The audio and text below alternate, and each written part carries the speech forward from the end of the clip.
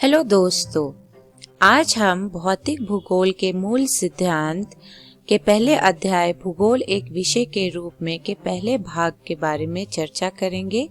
और इस वीडियो में आज हम जानेंगे कि भूगोल क्या है, यानी भूगोल शब्द का मतलब क्या होता है, हमें भूगोल का अध्ययन क्यों करना चाहिए और भूगोल का अध्ययन क्षेत्र क्या है, यानी हम भूगोल में क्या अध्ययन करते हैं। तो चलिए दोस्तों जानते हैं इसके बारे में। तो सबसे पहले हम जानेंगे कि भूगोल शब्द का मतलब क्या होता है। भूगोल शब्द को पहली बार प्रयोग करने वाले थे इरास्टोथेनिस, जो एक यूनानी विद्वान थे। और भूगोल शब्द जो है वो दो ग्रीक शब्दों से बना हुआ है, जिसमें जियो का अर्थ है पृथ्वी और ग्राफोस का अर्थ है वर्णन। और अगर इन दो शब्दों को एक साथ रखें तो इसका मतलब होगा पृथ्वी का वर्णन, यानी भूगोल का अर्थ है पृथ्वी का वर्णन। अब इस पृथ्वी को हमेशा मानव के निवास के रूप में देखा गया है, इसीलिए कुछ विद्वानों ने भूगोल को मानव के निवास के रूप में पृथ्वी का वर्णन किया है। हम भूगोल को इस तरह भी समझ सकते हैं। हम जानते हैं कि पृथ्वी पे विभिन्न भौतिक विशेषताएं पाई जाती हैं, जिन्हें हम विभिन्न स्वरूप में देखते हैं, जैसे पहाड़, मैदानी इलाका, तटीय क्षेत्र, पठार आदि। और इसी पृथ्वी पे मनुष्य पाए जाते हैं, जिनके विभिन्न सांस्कृतिक और सामाजिक विशेषताएं होते हैं। तो भूगोल में हम पृथ्वी पे पाए जाने वाले भौतिक विशेषताओं के बारे में पढ़ते हैं, साथ ही साथ हम मनुष्य के बारे में भी पढ़ते हैं, जिनके विभिन्न सामाजिक और सांस्कृतिक विशेषताएं होते हैं। और भूगोल में हम इन दोनों के बीच के संबंध को भी पढ़ते हैं।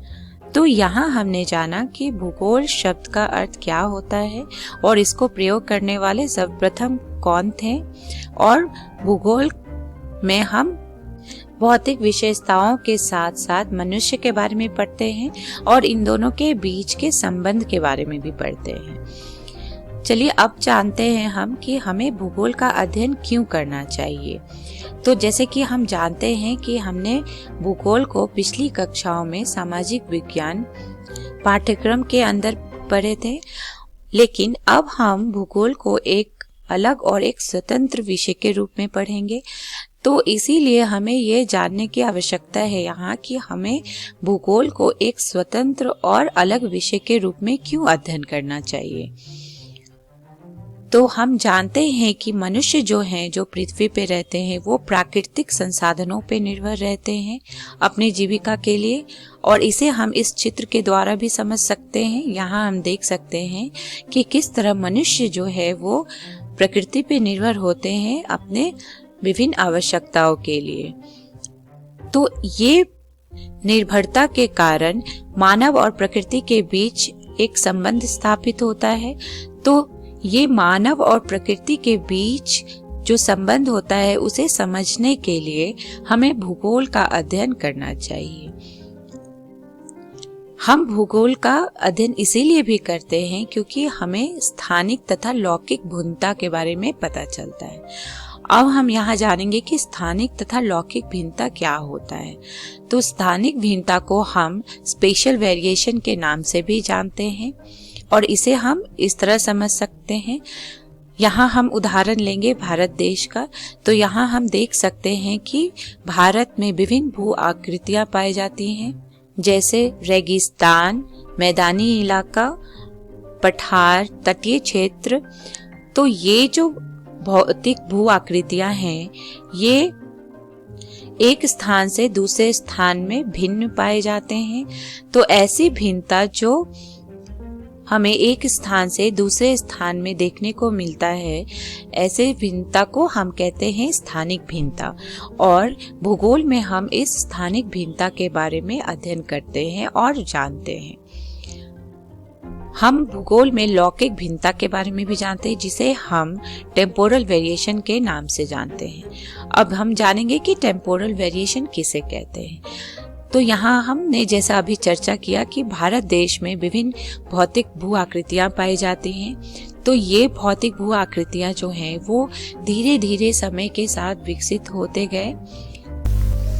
तो लौकिक भिन्नता में हम इन भू आकृतियों में समय के साथ होने वाले बदलाव का अध्ययन करते हैं। ऐसे अध्ययन को हम कहते हैं लौकिक भिन्नता, और लौकिक भिन्नता के बारे में हम जानते हैं भूगोल में। तो यहाँ हमने देखा कि किस तरह भूगोल में हम स्थानिक और लौकिक भिन्नता के बारे में जानते हैं। हम भूगोल का अध्ययन इसीलिए भी करते हैं क्योंकि हमें भूमि और लोगों की विविधता के बारे में पता चलता है। तो जैसा कि हमने यहाँ बताया कि स्थानिक और लौकिक भिन्नता के बारे में हम अध्ययन करते हैं, तो इसी स्थानिक भिन्नता के कारण हमें भूमि और लोगों में विविधता पाई जाती है। जैसा कि हम भारत देश में भी देख सकते हैं, जहाँ विभिन्न विभिन्न भौतिक भू आकृतियाँ पाई जाती हैं, वहाँ पे लोगों की विविधता भी पाई जाती है एक, और ये लोग जो है वो एक स्थान से दूसरे स्थान में भिन्न होते हैं। तो ये भूमि और लोगों की विविधता के बारे में भी हम अध्ययन करते हैं भूगोल में। हमें भूगोल का अध्ययन इसीलिए भी करना चाहिए क्योंकि हम मानचित्र के बारे में जानते हैं भूगोल में। मानचित्र क्या है? तो मानचित्र में हम पृथ्वी के सतह को एक समतल सतह के रूप में दर्शाते हैं। तो इस मानचित्र को समझने के लिए हमें भूगोल का अध्ययन करना चाहिए। आजकल नए नए विकास हुए हैं इस मानचित्र क्षेत्र में, जैसे भौगोलिक सूचना तंत्र, जिसे हम GIS के नाम से भी जानते हैं। और इन तकनीकों के कारण आज हम पृथ्वी की सतह को और भी अच्छी तरह से मानचित्र के रूप में दर्शा सकते हैं, और इन सब के बारे में हम अध्ययन करते हैं भूगोल में। यहाँ हम देख सकते हैं ये विश्व का मानचित्र है। तो यहाँ हमने जाना कि हमें भूगोल का अध्ययन क्यों करना चाहिए। अब हम जानेंगे प्रकृति और मानव के रिश्ते। जैसा कि हमने पहले चर्चा किया है कि हम भूगोल का अध्ययन इसीलिए करते हैं क्योंकि मानव जो है वो प्रकृति पे निर्भर होते हैं अपनी जीविका के लिए, और इसीलिए प्रकृति और मानव के बीच जो है वो एक संबंध स्थापित होता है। तो यहाँ हम देखेंगे कि प्रकृति और मानव के बीच कैसे रिश्ते पाए जाते हैं। तो मानव और प्रकृति का रिश्ता जो है उसे हम दो भागों में देख सकते हैं, दो अवस्था में देख सकते हैं। पहला अवस्था जो है वो आदिम लोग का अवस्था है, जहाँ आदिम लोग जो है अपनी आवश्यकताओं के लिए प्रकृति पे निर्भर होते थे, और ऐसे मानव को प्रकृति प्रभावित मानव कहा गया। तो यहाँ हम इस चित्र में देख सकते हैं कि किस तरह आदिम लोग जो है वो अपने प्रकृति पे निर्भर होते थे अपनी सभी आवश्यकताओं के लिए। तो ऐसे अवस्था को आवश्यकता की अवस्था भी कहा गया है। आइए अब देखते हैं दूसरी अवस्था। तो दूसरी अवस्था में तकनीकी की सहायता से मानव ने प्रकृति पे अपनी छाप छोड़ी है तथा नई संभावनाओं का सृजन किया है, और ऐसे अवस्था को हम स्वतंत्रता की अवस्था कहते हैं। तो यहाँ हमने जाना कि किस तरह मानव ने प्रकृति को अपने अनुरूप बदल दिया, और ऐसे प्रकृति को मानवकृत प्रकृति कहा जाता है। तो यहाँ हम देख सकते हैं चित्र में कि किस तरह मनुष्य जो है विभिन्न तकनीकी की सहायता से पूरे प्रकृति को अपने रूप बदल दिए, और ऐसे अवस्था को हम स्वतंत्रता की अवस्था कहते हैं। अब हम जानेंगे भूगोल के अध्ययन क्षेत्र, यानी हम भूगोल में क्या क्या पढ़ते हैं। तो भूगोल में हम दो तत्वों या दो से अधिक तत्वों के मध्य कार्य कारण संबंध के बारे में पढ़ते हैं, और इसे हम इस तरह समझ सकते हैं। यहाँ हम इस चित्र में देख सकते हैं कि भारत देश में विभिन्न स्थान में विभिन्न फसल पाए जाते हैं। ये फसल पैटर्न इसीलिए होते हैं क्योंकि भारत में विभिन्न जगहों पे विभिन्न रेनफॉल पैटर्न पाए जाते हैं। साथ ही साथ हमें भारत में विभिन्न मिट्टी का पैटर्न मिलता है। तो यहाँ हम देख सकते हैं कि किस तरह फसल का पैटर्न जो है वो संबंधित है वर्षा पैटर्न से यानी रेनफॉल पैटर्न से, और सॉइल पैटर्न से यानी मिट्टी के पैटर्न। तो ऐसे दो तत्वों या अधिक तत्वों के मध्य कार्य कारण संबंध के बारे में हम अध्ययन करते हैं भूगोल में। और इन तत्वों में समानता होने के कारण यहाँ हम देख सकते हैं कि भारत देश को हम विभिन्न क्षेत्र में विभाजित कर सकते हैं और इन क्षेत्रों के अंदर हमें विभिन्न तत्वों में समानता मिलेगी। बट जैसे ही हम इन क्षेत्रों से बाहर निकलेंगे तो हमें विभिन्न तत्वों में विभिन्नता दिखेगी। तो ऐसे भिन्नता को हम कहते हैं क्षेत्रीय भिन्नता, जहाँ क्षेत्र के अंदर समानता होती है लेकिन क्षेत्र के बाहर हमें विभिन्नता मिलता है विभिन्न तत्वों में, और ये एक दूसरे से विभिन्न होते हैं, यानी जो सारे क्षेत्र हैं वो एक दूसरे से विभिन्न होते हैं। तो ऐसे क्षेत्रीय भिन्नता के बारे में हम अध्ययन करते हैं भूगोल में। साथ ही साथ हम इन भिन्नता के कारक के बारे में भी अध्ययन करते हैं। हम भूगोल में कारण और प्रभाव संबंध के बारे में भी पढ़ते हैं। कारण और प्रभाव संबंध को हम कॉज एंड इफेक्ट रिलेशनशिप के नाम से भी जानते हैं।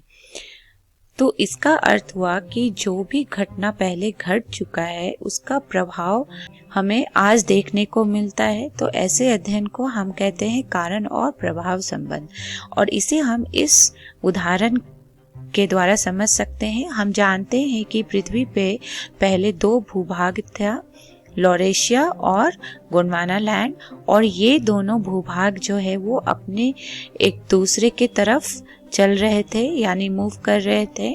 तो ये दोनों भूभाग का एक दूसरे के तरफ चलने के कारण इनके बीच में पर्वत का उत्पत्ति हुआ, जिसे हम आज हिमालय पर्वत के नाम से जानते हैं और देखते हैं। तो ऐसी घटना जो पहले घट चुके हैं लेकिन उनका प्रभाव हमें आज देखने को मिलता है, ऐसे अध्ययन को हम कहते हैं कारण और प्रभाव संबंध, और इसके बारे में हम अध्ययन करते हैं भूगोल में।